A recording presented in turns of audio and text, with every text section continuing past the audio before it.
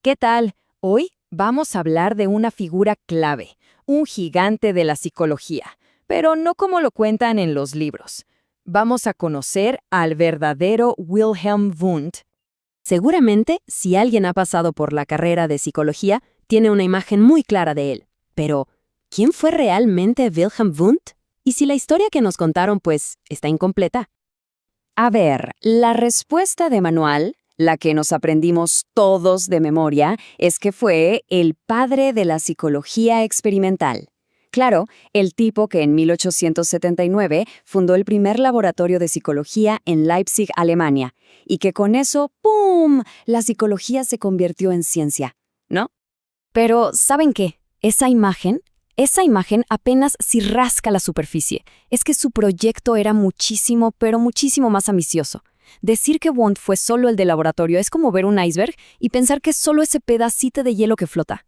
Así que bueno, vamos a sumergirnos. Ok, empecemos por ahí. Vamos a desarmar esa figura tan simplificada, la del Wundt que sale en todos los manuales. Miren, su objetivo, el de verdad, no era solo ponerse a estudiar sensaciones o tiempos de reacción en un laboratorio. No, no, no. Ese era apenas el primerísimo paso. Wundt estaba metido de lleno en un problema filosófico y científico mucho, mucho más grande. La verdadera pregunta, la que lo movió a hacer todo lo que hizo, era esta. ¿Cómo podemos estudiar científicamente la experiencia? Pero no pedacitos de ella, no. La experiencia completa. Todo el tejido de nuestra vida consciente. Una pregunta tremenda, ¿no? Y claro, para poder responder a una pregunta así de grande, tuvo que hacer algo bastante radical. Tuvo que, básicamente, redefinir lo que entendemos por experiencia para que pudiera ser por primera vez el objeto de estudio de una ciencia. A ver, para Wundt, la cosa era así. La experiencia es un todo, un paquete completo. No se puede separar. Siempre, siempre, tiene dos partes que no se pueden despegar. Por un lado, el objeto que percibimos, no sé, una piedra o un sonido, y por otro, el sujeto que lo está percibiendo, o sea, nosotros. Es una sola realidad, indivisible. Y aquí viene lo interesante, la jugada maestra de Wundt. Él no divide la experiencia en sí misma, eso es imposible. Lo que divide es nuestro punto de vista para estudiarla. Fíjense. Por un lado, tienes a la ciencia natural. ¿Qué hace? Estudia lo que él llama la experiencia mediata. Se enfoca en el objeto, y para hacerlo, hace una especie de truco. Borra al sujeto de la ecuación. Hace como si no estuviera. Pero por el otro lado está la psicología, y esta estudia la experiencia inmediata, o sea, el paquete completo, el contenido total, incluyendo, por supuesto, al sujeto que la está viviendo. Y para que no queden dudas, el mismísimo Wundt lo dejó súper claro en 1896. Dijo, las expresiones experiencia interna y experiencia externa no indican dos cosas diferentes, sino solamente dos diversos puntos de vista. ¿Se entiende la potencia de esto? No es que haya un mundo adentro y otro afuera. No, es un solo mundo, una única experiencia, pero que podemos mirar desde dos ángulos distintos, y ambos son necesarios. Ok. Entonces, si la misión de la psicología es estudiar esa experiencia inmediata, la experiencia total, la pregunta es, ¿cómo lo hacemos? Wundt se dio cuenta muy rápido de que con un solo método no iba a alcanzar. Porque, a ver, pensemos, para estudiar la vida mental más simple, como las sensaciones, las percepciones, eso quizás se puede hacer en un laboratorio, pero ¿y la vida mental compleja? El pensamiento, el lenguaje, la cultura, los mitos. Para eso necesitaba otro enfoque. Necesitaba dos herramientas, dos enfoques distintos pero que trabajaran juntos. Y aquí lo tenemos, su gran plan científico completo. Por un lado, sí, la psicología experimental, la famosa, la que todos conocemos, que estudia los procesos psíquicos más simples, como con el experimento en el laboratorio. Perfecto. Pero aquí viene la otra mitad del mapa, la que casi siempre nos esconden, la psicología social, o como él la llamaba, la Völkerpsychología. ¿Y esta qué estudia?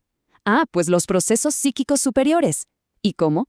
No en un laboratorio, sino a través de la observación de los productos culturales, el lenguaje, los mitos, las costumbres, todo eso.